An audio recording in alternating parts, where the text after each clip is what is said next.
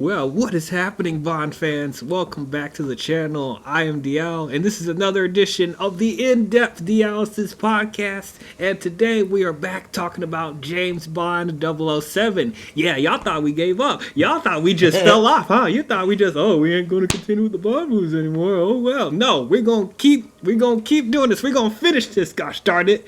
I'm not gonna let this just hang, and not, finish the stuff. I need to finish. We need to finish what we started.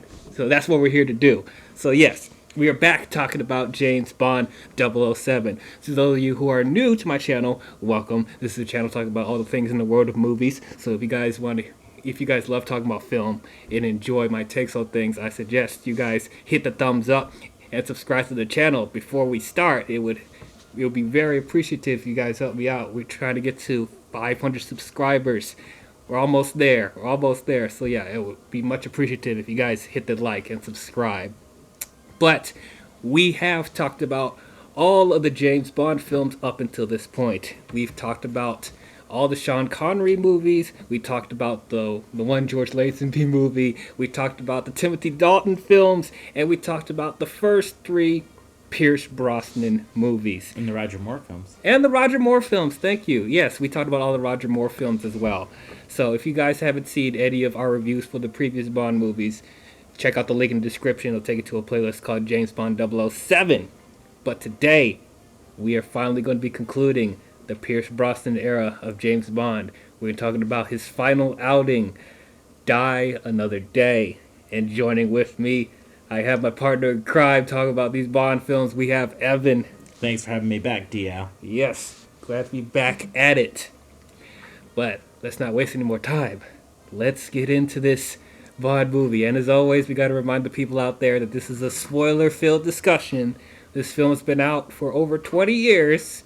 So if you have not seen Die Another Day, I suggest you guys go and watch it and come back and listen to this if you don't want to know anything. But I'm sure most of you have already seen this movie or know about this film by now. But anyway, you have been warned. Okay, so if you guys have seen our reviews for the previous Pierce Brosnan movies, you guys know that, we're big fans of Pierce Brosnan. He's personally my favorite James Bond out of all of them. I do appreciate the other incarnations of Bond, Sean Connery, Timothy Dalton, and of course the most recent Daniel Craig, in my opinion. Pierce Brosnan is my favorite because I think he's a good balance of all the other versions of Bond, in my opinion. He encapsulates all the best traits of the other actors, in my opinion. However, when it comes to his movies, they're not the best. A lot to be desired with the movies. I know a lot of people love GoldenEye. A lot of people say that that's one of their favorite Bond films, and I like it, but I don't think it's the best. Then we have Tomorrow Never Dies, which not a lot of people talk about when it comes to the Brosnan era movies, but personally I think that's probably his best outing up until this point. And then we have The World Is Not Enough, which holds a special place in my heart because it's the first Bond movie I ever seen, but even then I was like, it's fine. So now we have Die Another Day, which is the third Bond movie I've ever seen. So I already said in previous podcasts that my order of watching these movies is all over the place because of the DVD set that I had of Bond had all the movies like mixed out of order, which I didn't understand that. So that's how Brosnan became the first Bond I watched. But at the time, I was on a high with Tomorrow Never Dies and The World Is Not Enough. So hearing about this movie, this film came out in 2002. This is the 20th Bond film. And also this is celebrating the 40th anniversary of James Bond. So, this movie was a big deal when it first came out. I was too young at the time to really appreciate the whole legacy of Bond, so I was just excited to just see more Pierce Brosnan. So the first time I was aware this movie came out was I saw the DVD at Target of Die Another Day. And at the time, I didn't even know I didn't even know that was a movie. Like, I didn't know he had more movies. So when I saw that at the store, I was like, "Oh, Dine of the Day! Please get this for me, Dad! Please get this for me!" So he ended up getting it. Well, he had the other like DVD sets with the other movies too. So he ended up getting that, and that's how I ended up watching Dine of the Day. So we know with this movie, oh boy, when it comes to Bond fans, this one is not beloved by everyone. Actually, a lot of people hate this movie. A lot of people consider this to be one of the worst Bond films ever. At the time, I didn't even know about the hate about the movie. I didn't know anything about it. At the time when I first watched this as a kid, I was one of those people that really enjoyed it. And at the time, I thought this was probably my favorite. Because like of how much of a spectacle this movie was. Like this was the most action heavy Bond movie I've seen up until this point, at least in the Brosnan era. Like there was a lot of like modern sensibilities to it. It was leaning more into the sci-fi fantasy type stuff with it. So at the time I had a ball watching this movie. But watching it now, older, processing things, man, my opinion has changed. Yeah, overall, this is. I feel so bad for Pierce Brosnan. This is his last outing as Bond, and this is arguably his worst one. So I tend to lean more with with most Bond fans that say that this is probably one of his worst outings. It's probably one of the worst outings of Bond in general. I'm not a fan of this movie. I don't like it. I tried watching it again recently for this review, so but like, man, this movie's a mess. And not to say do I think this movie's horrible? No, there's some really good things about it. Let's say more towards the first half of the movie. The first half of the movie, there was some weird stuff in it, but for the most part, I was liking it okay. It was a serviceable Brosnan film, but like, I just didn't like the choices they were making with this movie. They were trying too hard to make it modern and for the times. Like this movie ended up feeling dated with how much they're trying to get into the early 2000s sensibilities with this film. Like it reminded me of stuff like the earlier Fast and Furious movies or Triple X and stuff like that, where stuff's trying to be like extreme and hip and that type of stuff. Like yeah, it just ends up dating the movie now, and just like, I thought the plot was so ridiculous. I thought the villains were just nonsense. The dialogue in this movie too. What the hell? I don't know, man. Like, not like I said, it's not all bad. Like, for the most part, we know when there's not dealing with the weird 2000 sensibilities, there's some cool action sequences here and there. I do think Pierce Brosnan is still great in this movie, even though the writing that they gave for him is not that great. There's some. I like the homages to the other movies, since this is the 40th anniversary. I like the Easter eggs and nods in the film for the other movies. But like, just in general, like, yeah, I was disappointed. Like, man, it was just, yeah, not very good in my opinion. Well, that's how I feel about it. What did you think about Dine of the Day, Evan? All right. Well, when I first watched this movie, this was also like one of the earliest Bond movies I had seen. I really, really liked this movie. I thought this movie was great when I first saw it. But I understand the criticism with it.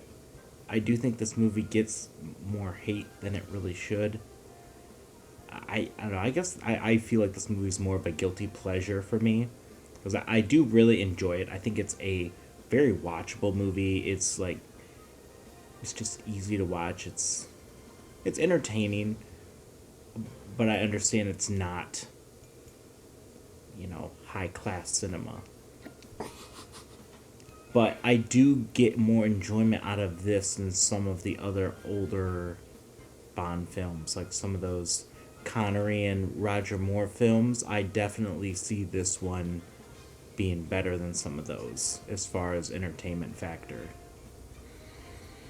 Yeah, I'm with you on that. Like, because like, if I'm comparing this to say like, A View to a Kill, I would totally watch Die Another Day, 100 times more than A View to a Kill, because like, it's not, it doesn't feel as cheesy and as ridiculous as the other movies for sure. And I think Pierce Brosnan is putting a little bit more effort than Roger Moore and Sean Connery in their later outings.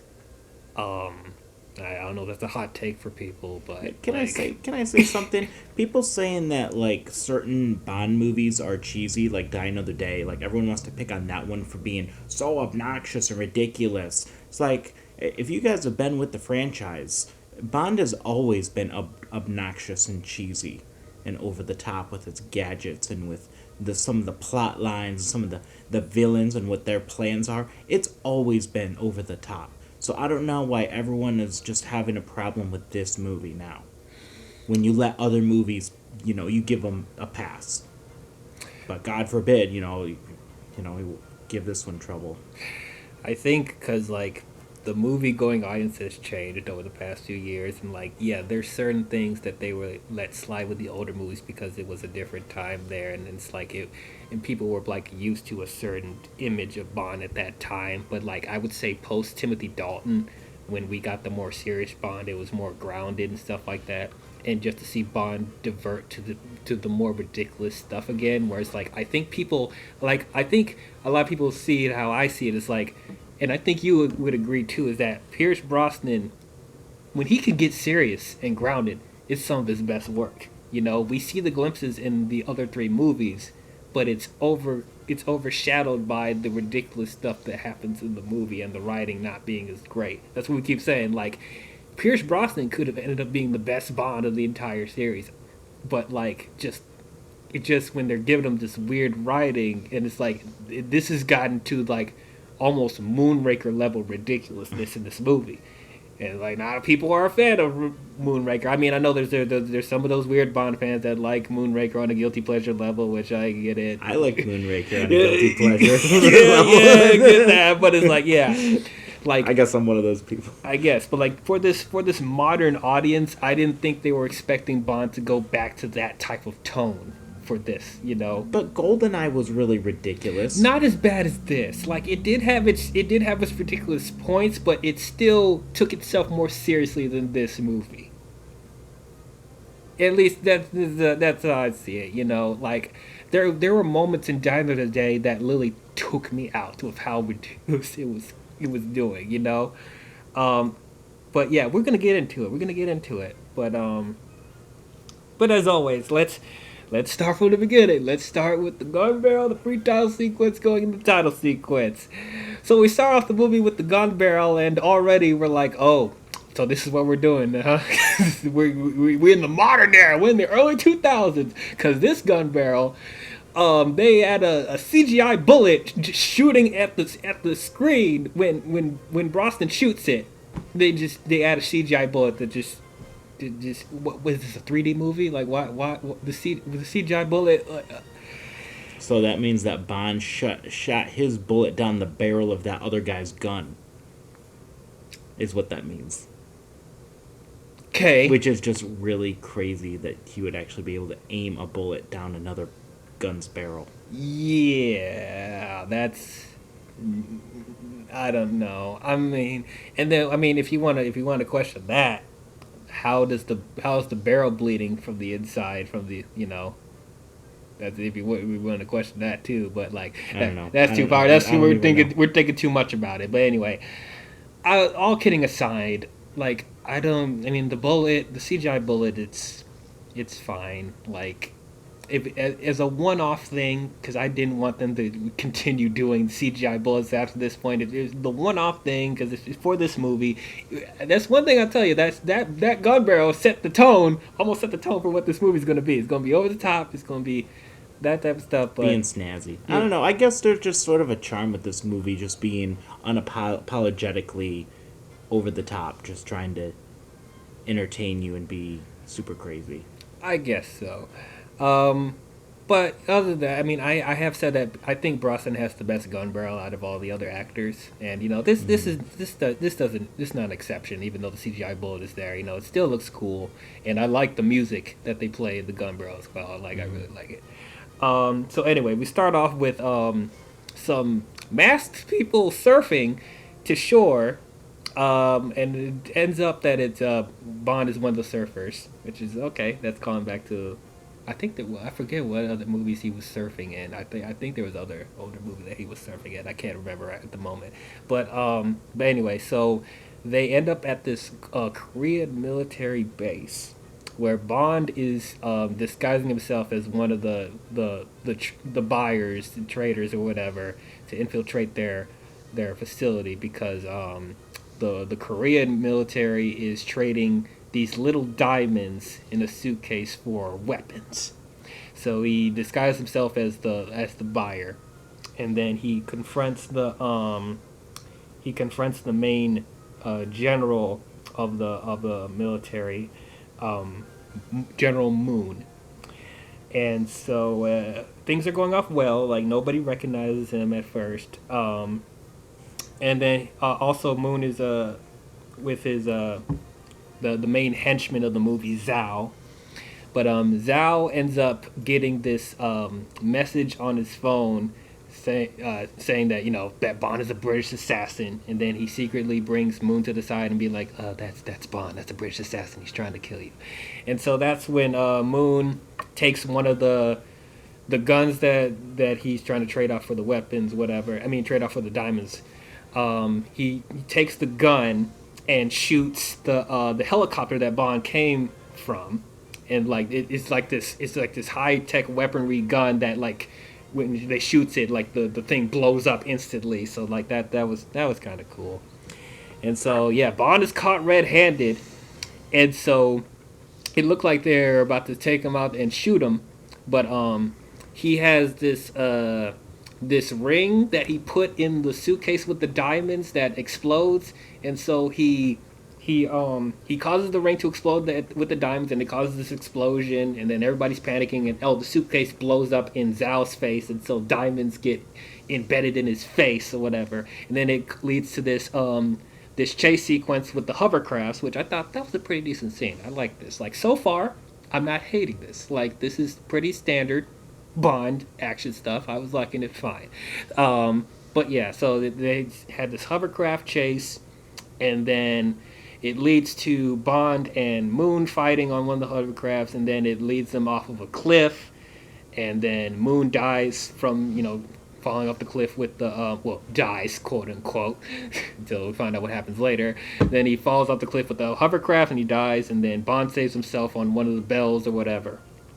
And then General Moon's father comes out of nowhere and sees that he killed his son, and so then they take Bond captive for 14 months and interrogates him, and just tries to get information out of him, and he doesn't say a word. And that's where we get into the main title sequence and the main theme. Okay, so before we talk about the theme, talk about the main title sequence, which is something that I actually kind of liked, that it was different from the other Bond movies, is that the sequence is playing while like the events of the movie are happening. So I thought that was a nice change of direction, you know, because normally it would just stop the movie and they would just have this long prolonged CGI sequence with women or whatever. But I liked in this that, you know, we actually see the narrative play out while the title sequence is happening. So I thought that was cool. I liked some of the imagery with the ice women and the fire women and the scorpions. Like, that was some cool imagery there, so I liked that. Okay, let's talk about this theme. Arguably, I think this is the worst Bond theme of the entire series. Oh wow. Yeah. I tried listening to it. I listened to it numerous times. I listened to it without watching the movie, and then I listened to it. I rewinded it back in the movie, and it's like the song on its own is not okay. So Madonna, I would just say it's up front. I'm not the biggest Madonna fan. I'm not. I never really got into her music like that. I know she's like a big influence when it comes to music and pop culture, whatever. But like, I just never was really a big fan of hers. So I, as far as like, getting used to the sensibility of her music, I'm just like, eh. But on its own, it's an okay Madonna song that you would hear on the radio pop up, or it could be background music at a club. But it doesn't feel like a Bond song at all. It doesn't. There's nothing that feels cinematic about it. There's nothing that feels like grand. Like, I don't know. Like, yeah, I would listen to the Man with the Golden Gun theme before this. I'll be honest, and I didn't like the theme with the Man with the Golden Gun, and even Quantum of Solace, which we haven't gotten to yet. I don't like the theme in that, but I think it's better than this. Like this, no, I didn't like all the synthy stuff going on. I didn't like the auto tune voice that he was doing. Like, I'm gonna wake up. Yes and no. I'm gonna close my body now. No. No. And then the lyrics don't make any sense either. Out of nowhere, she's like, Sigmund Freud, analyze this, analyze this, analyze this. Like, what? What? What is I couldn't even, I was trying to listen to what the theme was, like, in my head, trying to remember. Yeah. I couldn't even remember what the theme was until you just did that little bit there. The theme was totally forgettable. I couldn't even remember what it was. Yeah, I'm like, no. But yeah, now that you did that, yeah, I remember I didn't like this one. I guess I'll die another day. I'm like, no. The only thing I liked in that song, if you hear very closely, there's some violins going on in the background.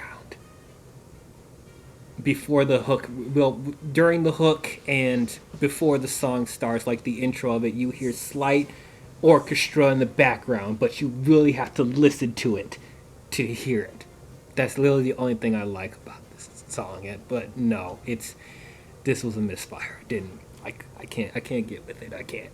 But what I will say is that once again, similar to the CGI bullet, it does fit with the tone of the movie. So that's because they're trying to be early 2000s hip or whatever, so it fits with the direction they're trying to go with. I mean, I didn't mind the sequence. I just didn't like the song. Yeah, did you like the sequence with the seeing Bond interrogated and the ice women and the scorpion? Yeah, I like that. I thought it was pretty edgy to actually see Bond interrogated. You usually don't see Bond getting captured like that. I know. For a long period of time.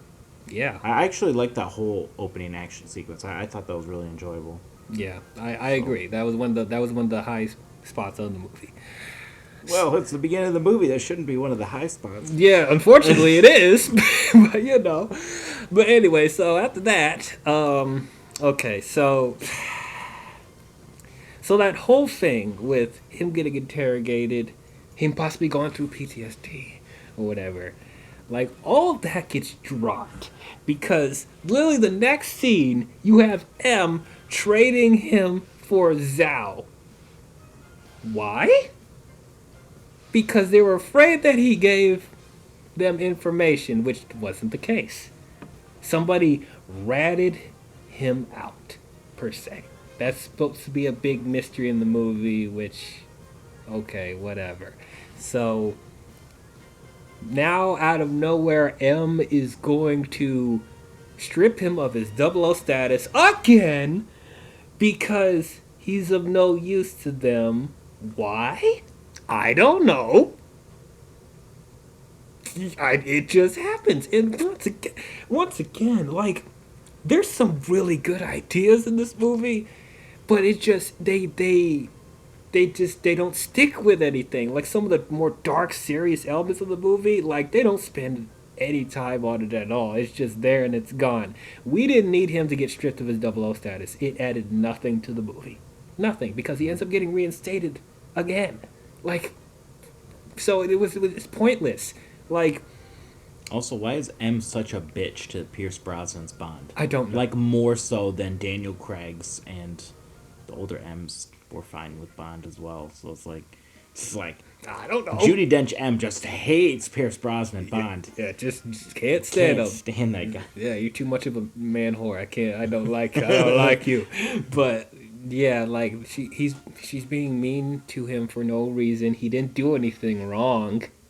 I mean, okay, he did kill the Korean general's son, so that could possibly caused some conflict between the two nations. So that's probably, Well, I don't know. not really, because it's fucking North Korea. It's North Korea. Everyone hates North Korea. North Korea is an enemy to everybody, pretty much. Oh well, I mean, Because North Korea, that's the one that's the, they're secluded. They're their own little dynasty or whatever you want to call it. I mean, yeah, I guess so, but it's like I guess to like avoid any like wars happening because Yeah. one of your secret agents killed one of their sons. Like that could cause a war, But I'm just saying, it's not like the U.S. were allies with North Korea. They weren't. Well, no, not saying that, but I mean that could possibly cause conflict. But then again, it doesn't go anywhere, so that it doesn't matter. So you're right, it doesn't. He didn't do anything wrong, but like, oh no, we're gonna strip you of your 00 status. Okay, fine, but okay, so when he escapes after he gets his 00 status revoked, so he knows how to stop his heart. So he tricks the people. He tricks the people working there that he died. So they trick him to go in there and check on him, and then he activates his heart again. But wait, what? How are you doing that? How you can't just stop your heart like that and then just rehabilitate yourself? Like no, what? I don't think that's how that works. No, that's not how that works. I don't know how you're able to stop your heart and then bring it back to life. Like, no. This is the ridiculous stuff that we're starting. Like, right?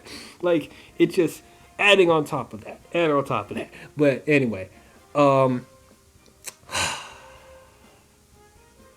guess we could talk more about like Bond as Pierce Brosnan's Bond. Like, arguably, I think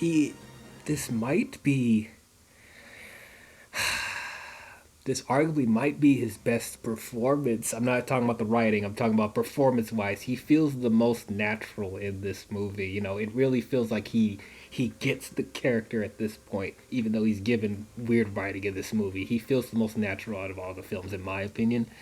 And it's like, once again, I'm seeing the glimpses of the serious dark Bond that he can do, that I could buy. There's glimpses of it in here. But it's just few and far between. It's such a shame, man, because like even Brosnan said himself that he wanted to take the character more serious, but it's like they're just not giving him the right material.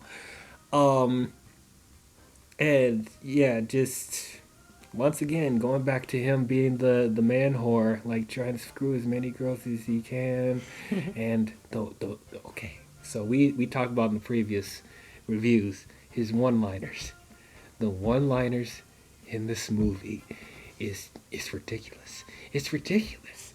Like I'm gonna list off just the few pieces of dialogue we get in this movie.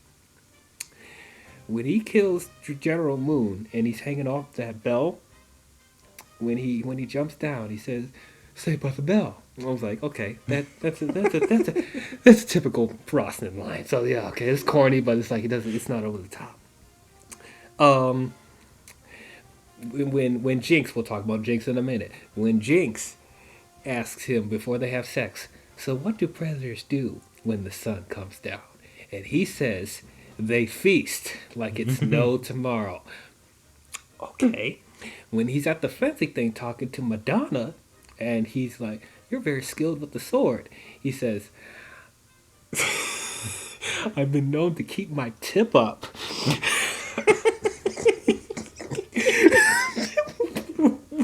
What? When that plane sequence at the end, when the plane's about to crash and he's about to kill Gustav Graves, it's time for you to face gravity. And then even the lines that he doesn't say that other characters say.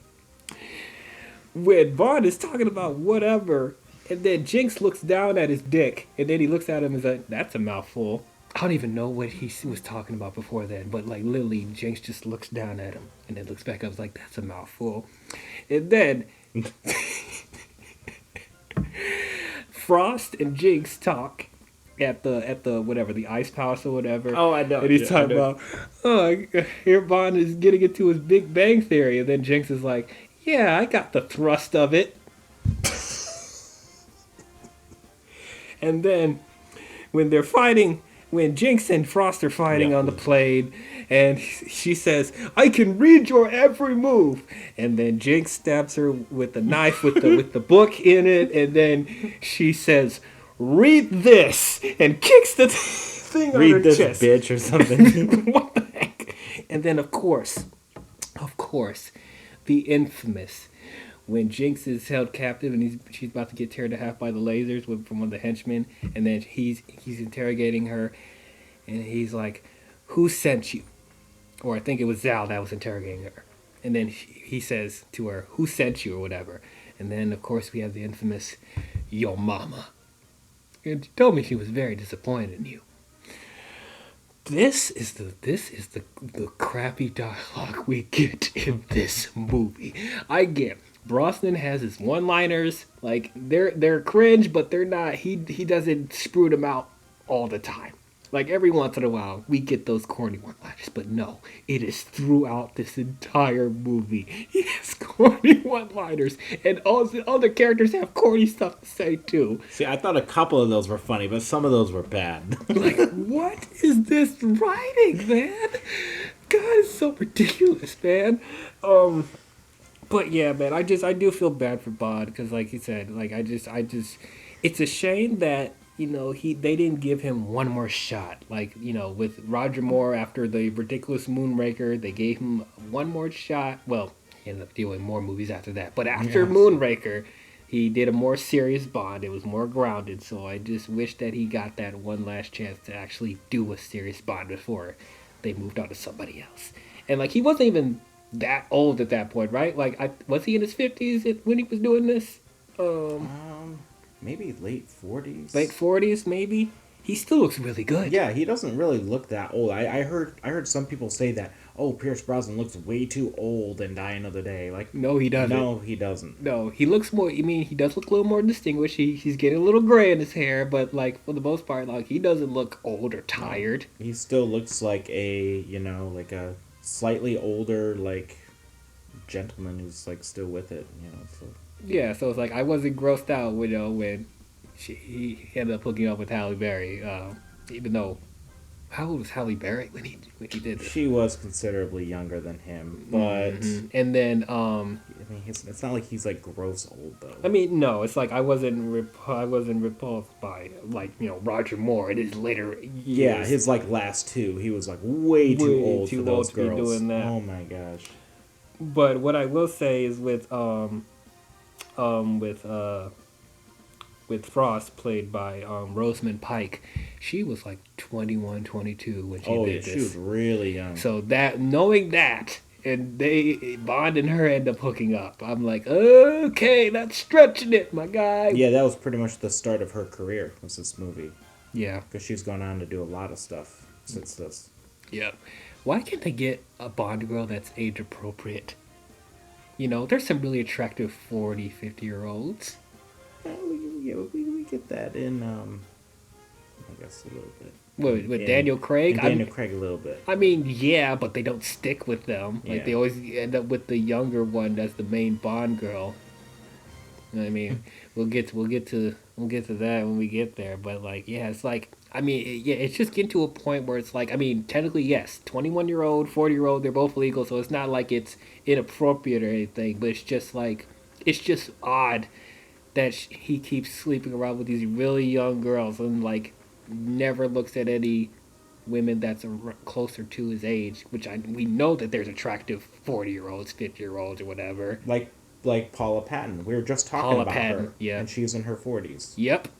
That would have been good, even though she would have been 30 when... That wouldn't work for this movie, but I'm saying as a general statement, she's a attractive 40-something-year-old woman. Yeah, right, yeah.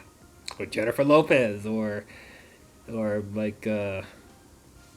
I mean, yeah, there's a lot of 40-year-olds. I mean, I can't think of any at the moment, but like Lupita Nyong'o, she's 40. Yeah, she did not look. That's crazy. Yeah, She did it not is look that. I mean, nuts. Chadwick didn't look like he was in his 40s either. Me He neither. was, so. Or the great Angela Bassett, 60 years old. She looks awesome for her age. Yeah. Like, man, like, so yeah, I hope with future Bond installments, they try to have women that are more closer to Bond's age, I mean, yes, you want the young, attractive Bond girls, the hot chicks or whatever, but like they're not always have to be 20-year-olds, whatever, 30-year-olds. But anyway, digress. But speaking of Bond girls, let's talk about her. Halle Berry as Jinx. Oh boy. I'm a Halle Berry fan. I like Halle Berry.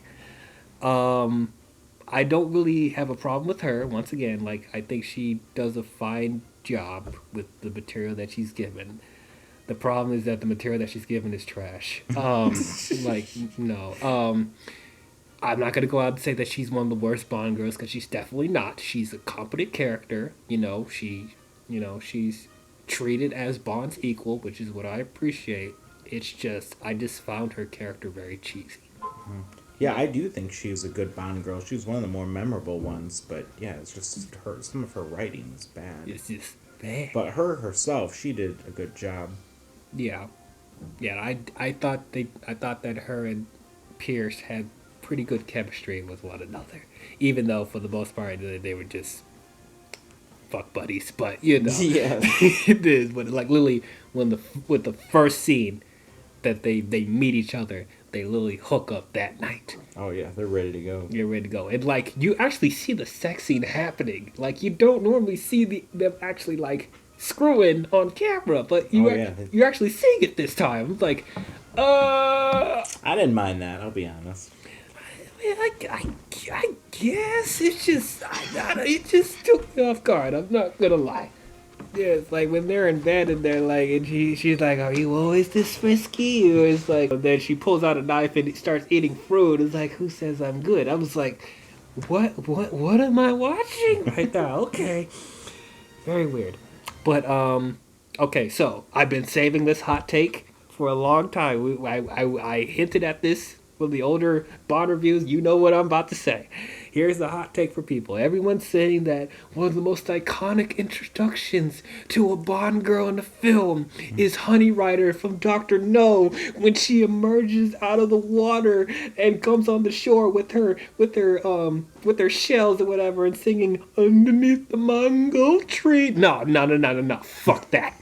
Fuck that. Y'all need your eyes and ears checked. That is not iconic. It's basic. It is basic as hell. I don't care who I'm gonna piss off about this. No, that is not iconic. Jinx emerging out of the water in slow motion, even though it is gimmicky, I admit it. It is gimmicky, it is hokey, I admit it, but that was a more impressionable introduction than Honey Rider. And clearly they were trying to homage Honey Rider from Dr. No, because like she's wearing the same outfit. She emerges from shore just like Honey Rider. So yeah, they were paying homage to her. But like in my opinion, I like that introduction more than Honey Rider. Like there is nothing that great about it. I don't understand. You know what I think it is I think that is something with the older generation. You know, that Honey Rider to them when they were younger was such a sex symbol. So to them that was a big moment that everyone was talking about. That was buzz back in the day when that movie came out. It was, oh my gosh, do you see Honey Rider? You know, she's so attractive. You know, and like, you know, her introduction, you know, people just thought, wow, she's so breathtaking, she's so beautiful, but yet she's also like, I guess they thought that she was also a strong character as well. So, I mean, I guess to people nowadays, like, oh, what's the big deal? But I guess to the older generation, it was, you know, it was more impressionable for them. I guess, and I try to respect that. You know, for people that grew up with Sean Connery's movies, that was probably mind blowing for them at the time. You know, we're just some millennials here that, you know, that are more used to the modern sensibilities or whatever. But like hearing Bond fans that are around our age speak so highly about Honey Rider's introduction, them trying to break it down. I'm just like, I don't. What is there to break down? What they do it? They do it. Like I just like the hair, just her coming out of the water and just what is so special about it? She just coming out of the water with shells, singing "Mango Tree." Like what is so special about that? Like I don't get it. Like I don't know, man. But like yes, I once again I acknowledge Jink's introduction was very gimmicky with the slow motion and the grand music playing or whatever. Yes, but like, dude, like that's showing more of an impression than what she was doing. Like it just, you literally could just record anyone off the beach coming out of shore, and you say that's like pretty much what Honey Rider's introduction is. Anyway, I digress. Okay, so let's talk about the main villains. Gustav Graves, played by Toby Stevens. What? No.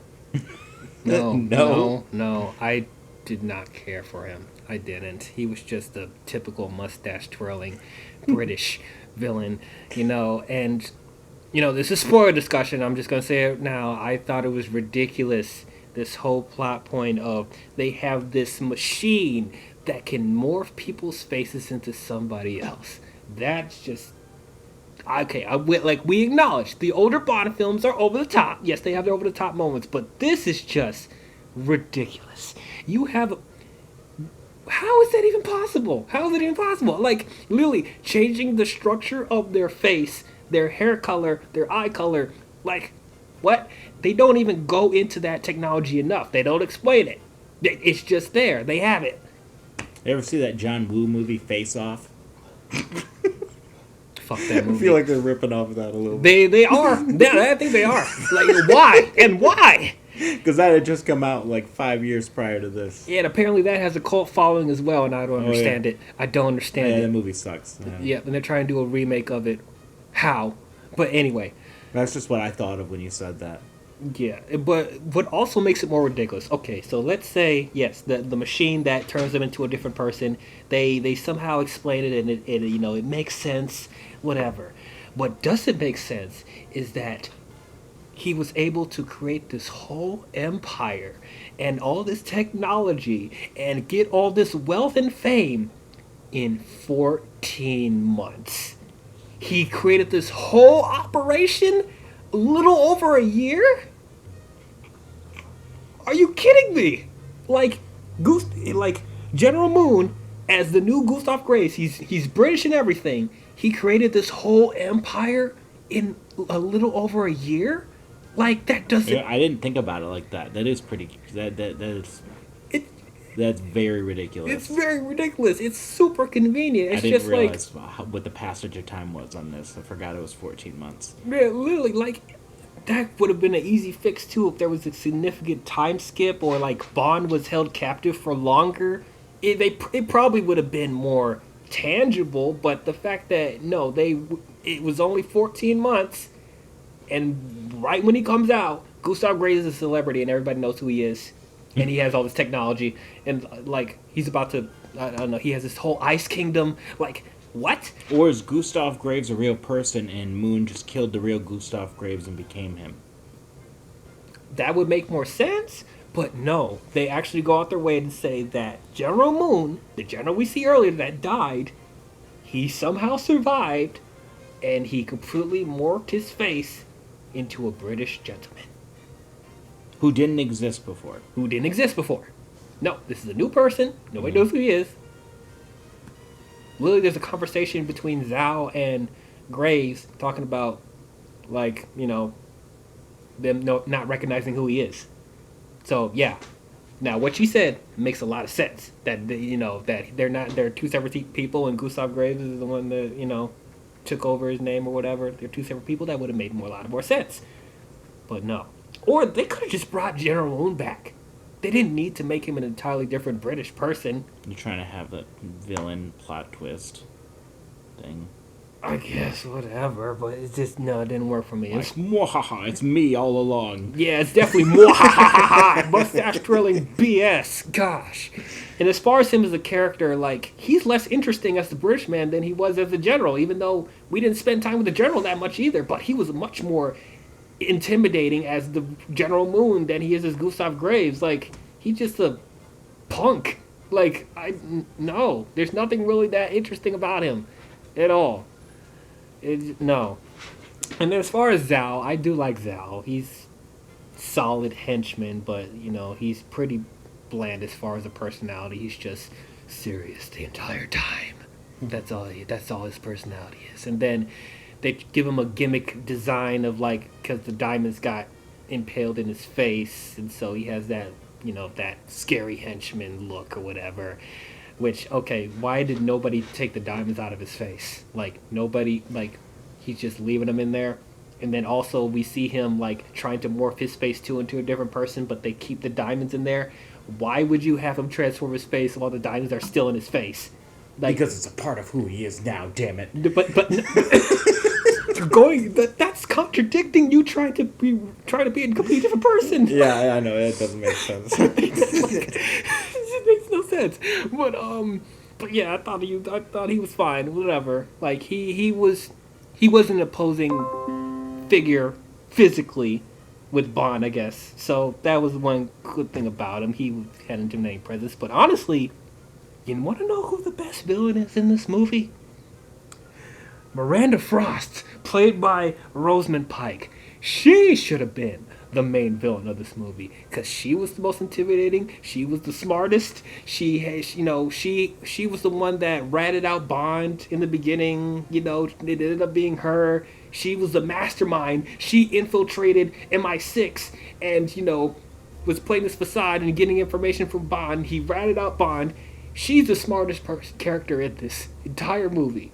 So she's a twist villain too. We got two twist villains. Two twist villains. Like cut that. Gustav Graves bullcrap. We don't need that. That should Frost should have been the main twist, And yeah, honestly, they could have just settled with that. They really didn't need both. No, they didn't. And for Rosamund Pike, like for this being one of her first outings, like she did a really good job. Oh yeah. I really really liked her. And she doesn't age. She looks the exact same. She does not age. And it's like even because she was around early 20s in this, like she looked older than that. Like I didn't even it shocked me when I found out how old she was, but she looked like a grown woman. So and then to this day she still looks the same. So it's like drinking that unicorn blood for sure. But yeah, I thought she was really good, and she was one of the few people in this movie that was able to get into Bond's head, It almost feels like what they were trying to do with The World Is Not Enough, with Elektra. But I think in ways she did stuff that was better than Elektra in this, But also, if Bond wasn't such a man whore in this, he wouldn't have fell for some of the stuff that Frost did in this too. So it's yeah, it was whatever. But anyway, yeah, really liked her. Q, played by John Cleese, who was the original actor again? Desmond Llewellyn or something. Yeah. So we saw in The World Is Not Enough that that John Cleese was being mentored under him. So and then the actor ended up passing away. So now John Cleese is the new Q. Yeah. So it's kind of crazy how the timing of that worked out. They wrote that into the movie and then. He actually just died. Yeah, that was scarily perfect timing. Yeah. But I really like John Cleese's Q, He was a great Q, and I'm really disappointed that we didn't get to see more of him as Q. I know. Because I love the Q scene from this movie. Yeah, the Q scene is actually really good. Though, I don't know, do you think his Q would fit in the Daniel Craig movies, though? Probably not. I think he is a little too silly. Yeah, them trying to be a little more serious. Even though the Q they got in Daniel Craig, he had his funny moments here and there, but for the most part, playing it straight. Yeah. But yeah, John Cleese, I think, fits for this era of Bond for sure. But yeah, it's a shame we couldn't get more. Like I said, get one more Brosnan movie and have him be Q for that one more time or something. But yeah, I really liked the Q scene as well. Like once again, you seeing nods to the older movies and that in their underground subway station base or whatever. You see the jetpack from Thunderball. You see the spike shoe. I forget what movie that was from. But yeah, if you see all the stuff in the background, you see some stuff from the older movies, which I thought was nice. Also there was a speaking of nods. The introduction of Gustav Graves when he's jumping off of the plane and parachuting, which is an homage to Roger Moore's movies because he parachutes with the British sign on the parachute, whatever. So that was cool. Okay, so I guess we can gotta talk about this invisible car. I love the car. This is one of my. If people can make fun of me if they want. I love the car. This is one of the best Bond cars. It is so cool. All the different things it can do, and we were severely lacking with Bond cars with the previous Brosnan films. We were. Like he had a car for like 2 seconds in. I don't even know which one. GoldenEye had that, and then it got sliced in half really quickly. Oh wait, no, that was World's Not Enough. Yeah, He had the car, and then it's gone. Yeah, well, in GoldenEye, they did have that car that had all the missiles and stuff, all the tech and stuff, but he doesn't use it at all in the movie. Yeah, and they ended up using a tank, and then the remote control car and Tomorrow Never Dies, which was a fun scene. But we didn't. Yeah, there wasn't enough car stuff, so I think this movie was trying to compensate for that. Which, yeah, I commend them. So, the rocket car, I kept going back and forth with this because like it feels very similar to how I feel about Yoda pulling out a lightsaber in Attack of the Clones. like on paper, it's so ridiculous. Like I can't buy it. But at the same time, they do some really cool stuff with the car. I'm not gonna lie. Again, people, you think of all of the ridiculous Q gadgets we have had throughout this franchise. Yeah. You're gonna give those a pass, but you're gonna shit on the car? Come on. Yeah, I know. And of course, we did talk about like in real life, they actually do try to have these plates that send off a projection to make it seem like something's invisible for a vehicle. So it's like this is stuff they do test in real life. So it's like. I'm fine with it now. It's whatever, Like I said, it does have some cool stuff in it, other than the invisibility stuff, and then the rockets, and there was a really cool chase sequence in the Arctic too. So it's like it's a cool car. I'm not gonna trash on it, but it's just this, and on top of the other suspensions of disbelief we have to do with this movie, it's just adding on top of the ridiculousness for me. But this by itself, it's cool. It's fine. I'm fine with the invisible car. And the design of the car itself is cool. It was an Aston Martin, and this is like the coolest, one of the coolest cars, looks wise for sure. Okay, so I was liking this movie fine. As I said, there's some ridiculous stuff in this, in the first half. But I was like, you know what, this is a solid Bond movie. It's not too bad. It's fine. But everything goes downhill when we get to the Ice Palace. After that point, I'm just like, okay, no, this movie's stupid. This movie's stupid. Okay, Ice Palace. First of all, Ice Palace? We have an Ice Palace. Okay, great. All right. But, okay, so another thing that just annoys the shit out of me with these Bond movies is the freaking satellite in the sky with the lasers.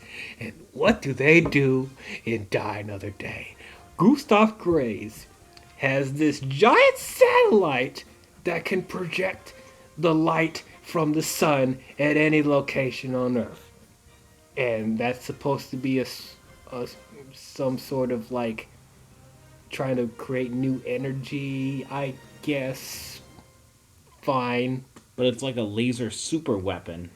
I was just about to get into that. But yeah, it's not only does it project the light from the sun, but it turns into a giant freaking laser. The biggest laser of all. Like, out of all the giant lasers in the sky with the satellite, this is the biggest one they made. Like, what? I am so sick of this. Of the giant satellite with the lasers. This is your 40th anniversary of Bond, and this is the best you can come up with. A giant laser. Again? Yeah, how many of these have we had? I can't even count. God damn it. It's like at least 4 or 5. Yeah. Jesus. Well, that's why they're trying to throw it in there. Be like, we know you love the lasers. No, I don't love the lasers. Stop doing it. It's so lazy. Lazy. I can't stand this. I can't. God.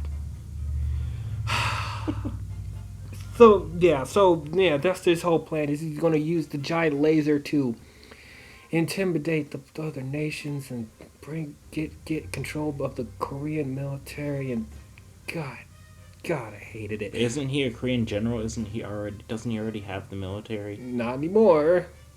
But yet that brings up a question. Why did he even need to turn himself into a British gentleman? Or actually... Was his body disfigured? No, but we were not told that. Yeah, so...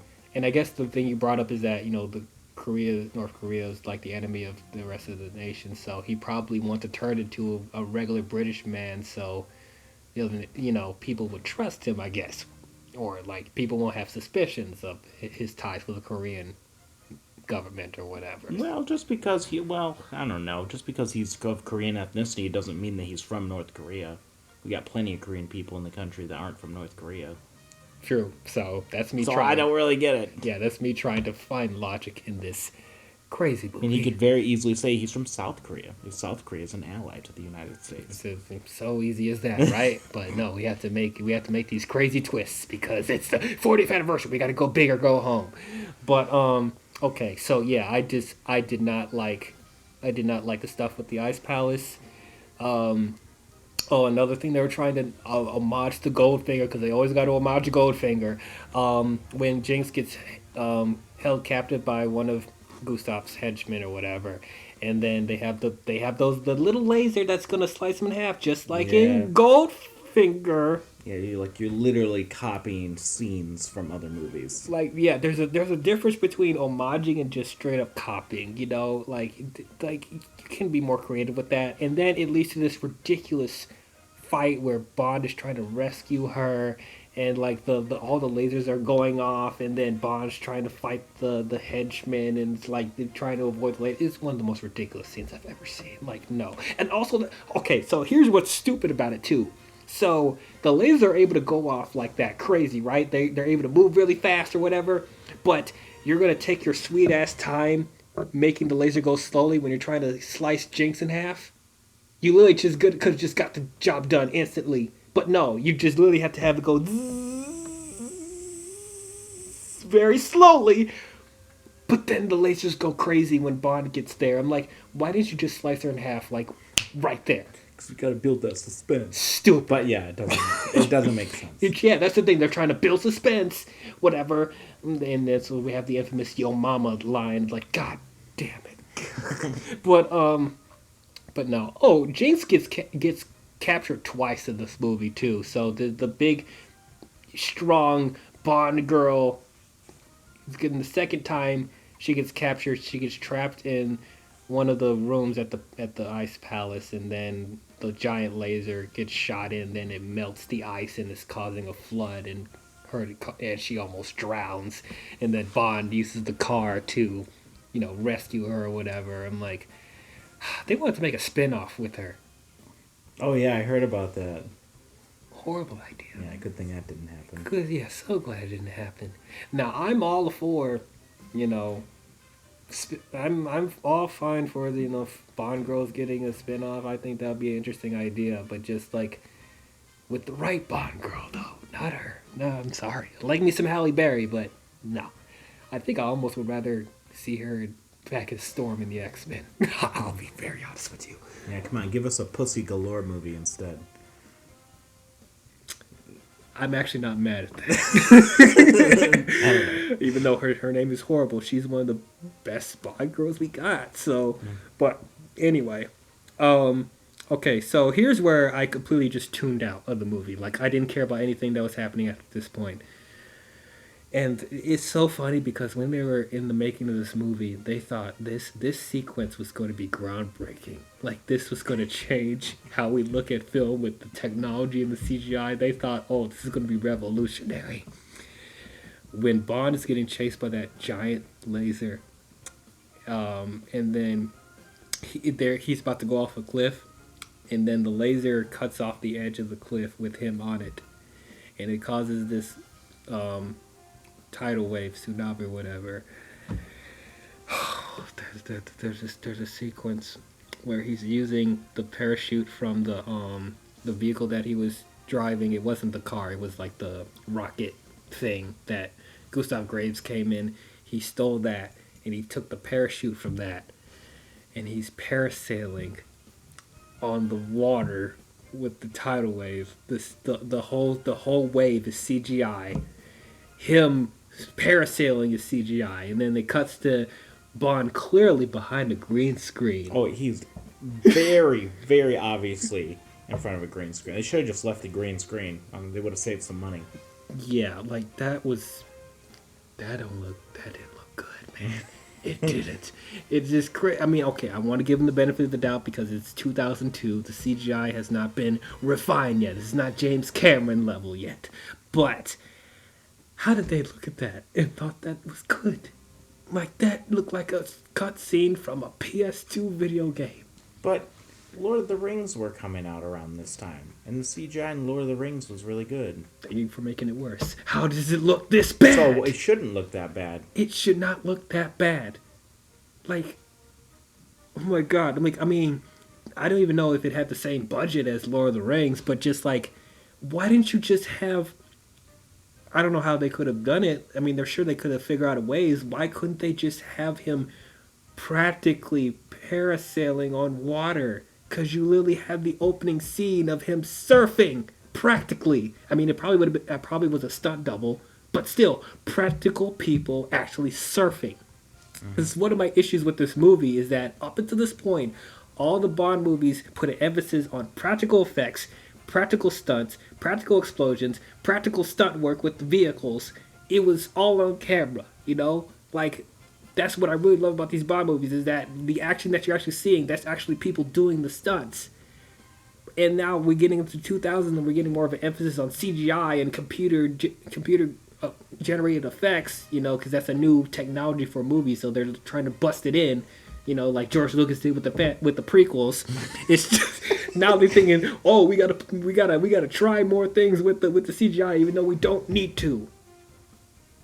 Why can't you learn from Steven Spielberg, like with Jurassic Park? Like, he had CGI in his movies, but he only used it when it was absolutely necessary.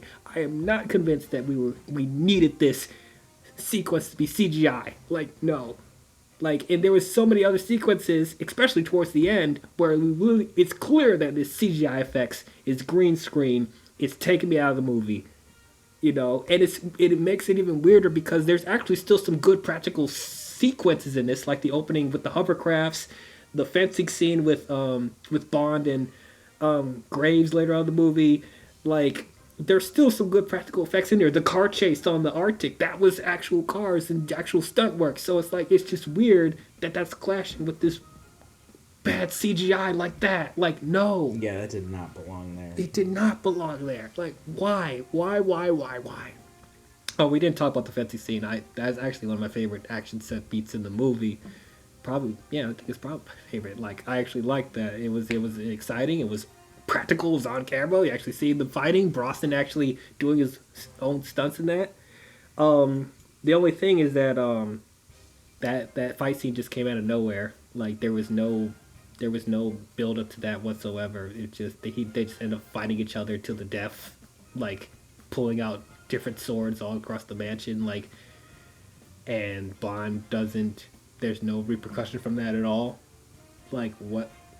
Why? What caused them to have a battle to the death with the swords? Like, okay, even though that was a cool scene, probably my favorite action scene in the movie, one of my favorites, but that was just over the top for no reason, like no build whatsoever. But anyway, So yeah, after that point with the CGI parasailing, I just literally tuned out. I did not care about what happened after that point. I know what happens, but I just couldn't get myself to care. So like, Gustav Grace has this ridiculous RoboCop Iron Man suit with the electric gloves or whatever, and I'm like, why, what is this? Why?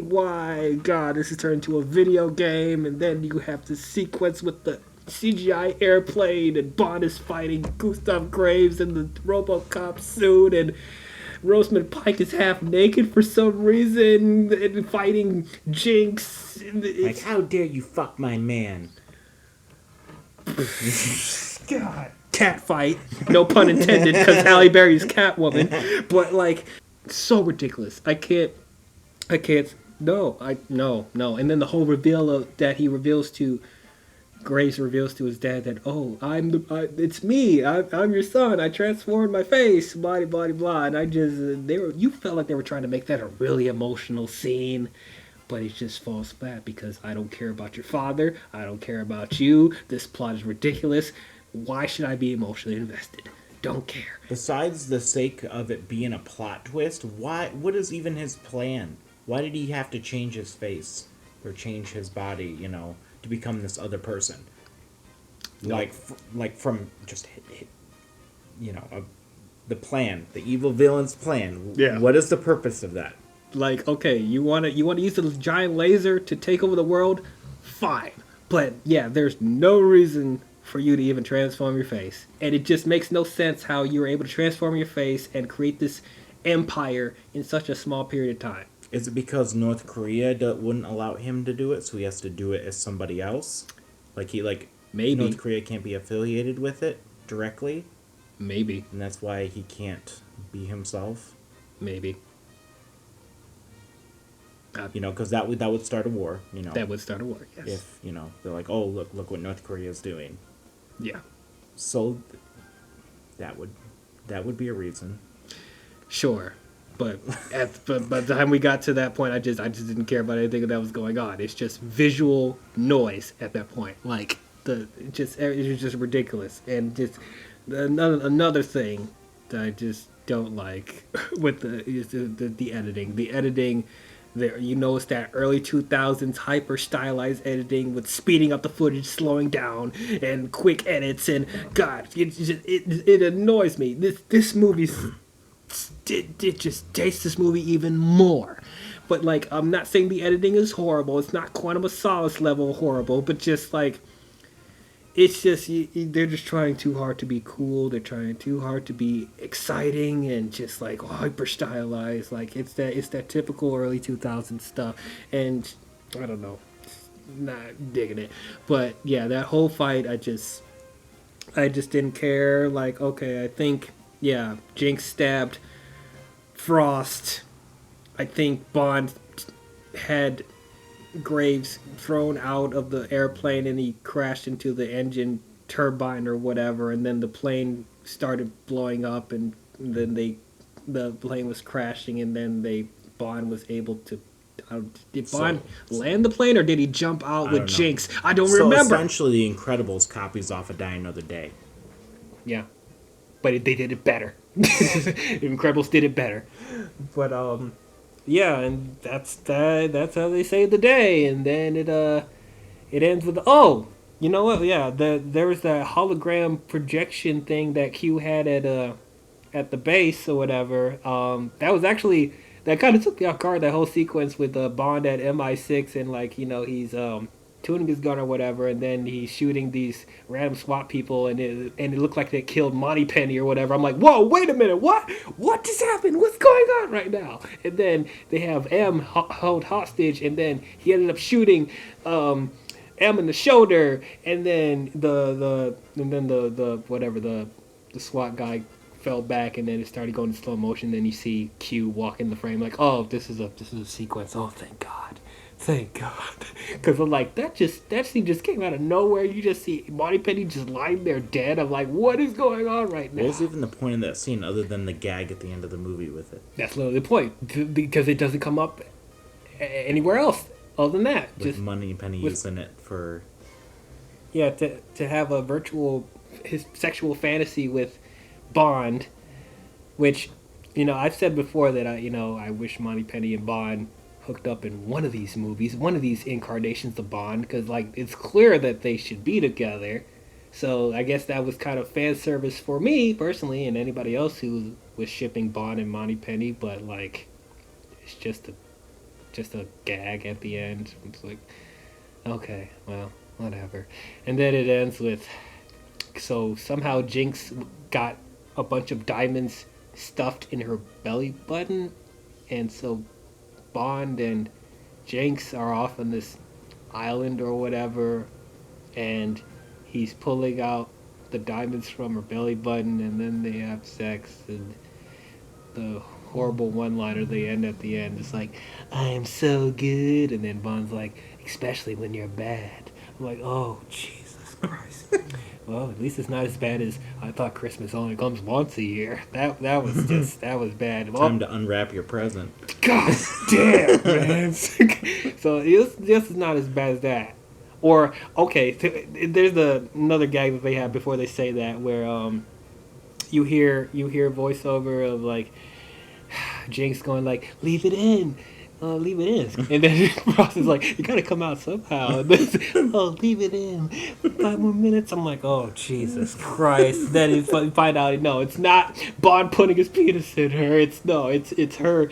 It's him taking the diamonds out of her belly button. It's like, oh, really? This one? Gosh darn it. But anyway, that's Die Another Day. Overall, this is bad. This is a bad movie.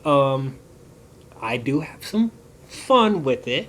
I could enjoy this as a guilty pleasure, like Evan. There is still some really good sequences in this movie, action wise.